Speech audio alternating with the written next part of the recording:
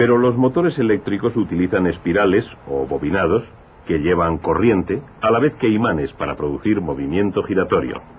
Las piezas más importantes de un motor son el imán y el espiral o bobinado. El imán suele tener forma de U.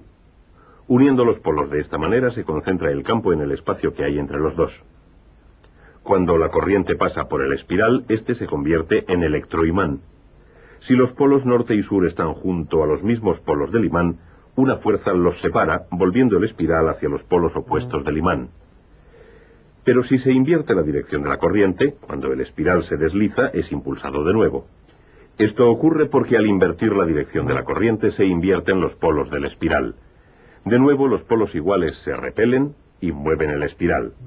Estos empujones se unen para formar un movimiento rotativo continuo mediante la continua inversión de la corriente en el espiral.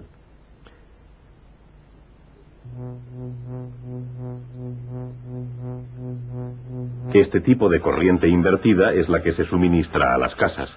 Se llama corriente alterna porque cambia constantemente de dirección, cerrando el ciclo cada 50 segundos.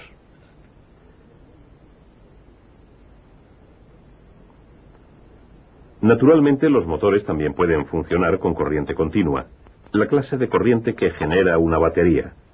Luego, un aparato invierte la corriente del espiral y el efecto es el mismo. La relación entre electricidad, magnetismo y movimiento es tan íntima que dos de ellos producen el tercero.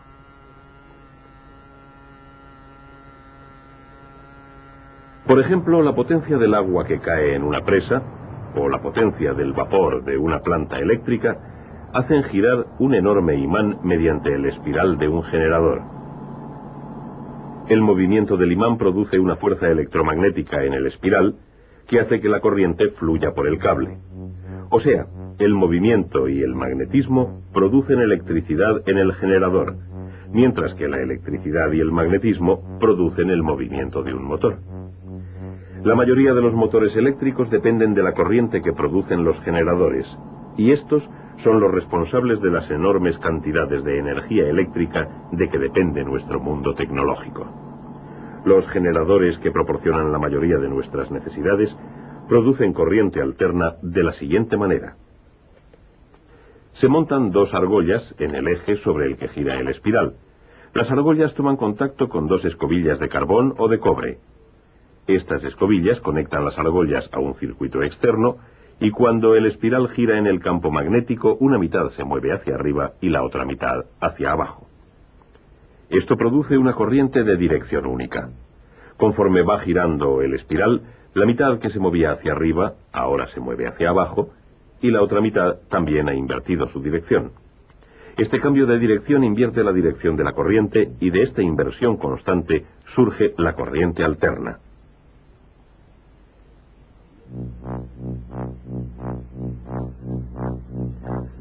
Los generadores pueden también producir corriente continua sustituyendo las argollas por un conmutador como el que se usa en los motores. El conmutador y las escobillas invierten la dirección de la corriente justo cuando se está invirtiendo en el espiral.